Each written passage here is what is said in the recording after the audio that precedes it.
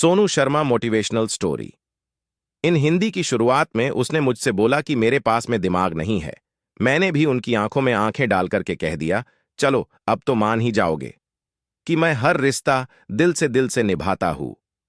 तुम्हारे लाख कोशिशों के बाद भी अगर कोई तुम्हारी सच्चाई पर विश्वास न करे तो फिक्र मत करना, या तो वह अंधा है या अंधेरे में है। अगर कोई इंसान तुम्हें नीचा दिखाने की कोशिश करता है तो फिक्र मत करना, क्योंकि एक मच्छर डंक मार सकती है लेकिन तुम उस पर डंक नहीं मार सकते। यानी कि सब में कोई ना कोई खास बात जरूर होती है, क्योंकि कई बार बड्ढी हैसियत वाले लोग वो काम नहीं कर पाते जो छोटी हैसियत वाले कर लेते हैं। इसीलिए किसी को अपने आप से छोटा मत समझना। इस तरीके की सोनू शर्मा मोटिवेशनल स्टोरी भी हम आगे पहुंचने वाले हैं। जरूरत बहुत बड्ढी चीज होती है। खाने की जरूरत इंसान हो तो इंसान को भीख मंगवा सकते हैं। उड़ने की जरूरत एरोप्लेन का आविष्कार कराती है। ठीक इसी तरह से जब हम परेशानी में होते हैं तो सोनू शर्मा की मोटिवेशनल स्टोरी मदद करती है और कोई स्वार्थ पूरा होने की जरूरत टूटे हुए रिश्ते को जोड़ा देती है। अगर कोई खाली हाथ तुम्हारे पास में आता है तो ये मत समझना कि तुमसे कुछ मांगने के लिए आया है। हो सकता है वो अपना सब कुछ बांट दिया हो। चरित्र को कुर्बान करके कभी भी पैसों के पीछे मत भागना। अमीर होकर के कुत्तों से सावधान लिखने से अच्छा है गरीब होके अतिथि देवो भव लिखना। ये तो बस कहानी का शुरुआत है दोस्तों। आगे देखिए हमारे आने वाले कहानियों में आपको भी ऐसे ही मोटिवेशनल कहानी, मोटल कहानी, Sonu Sharma motivational story in Hindi देखने पढ़ने को मिलेगा, जो आपकी जिंदगी में पूरी तरीके से बदलाव ला देगा।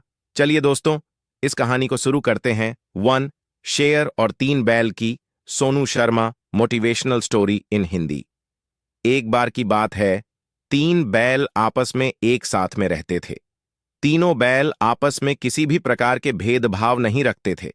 वे उनको कहीं भी चारे मिलते थे उन्हें मिल बांट करके खाते।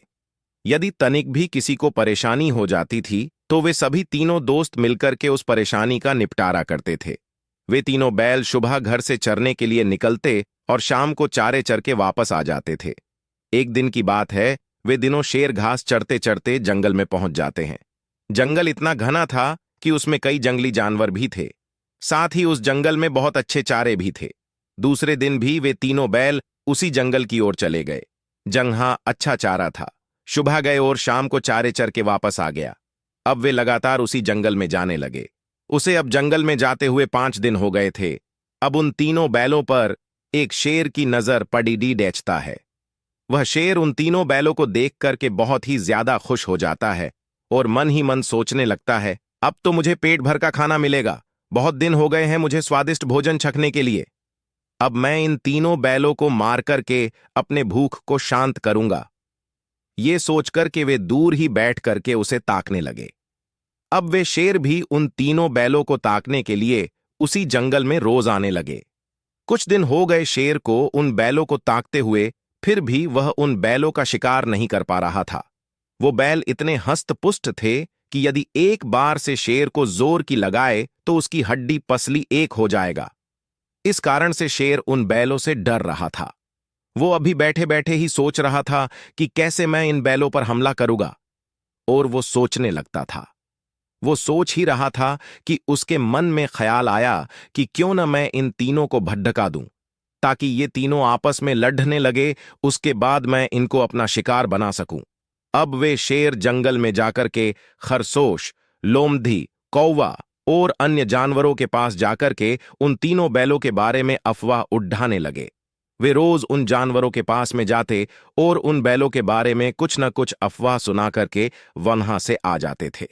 एक दिन खरगोश आ ही रहा था कि उन बैलों को रास्ते में ही देख लिया और उन बैलों के पास में जाकर के उसे 2 बैलों के अफवाह की प्रशंसा करने लगे। उनमें से एक बैल ये देख करके बहुत ही ज्यादा चीड़ गया। उसके कुछ ही घंटों बाद में कौवा आता है। वह भी शेर के अफवाह को सही मान लेता है।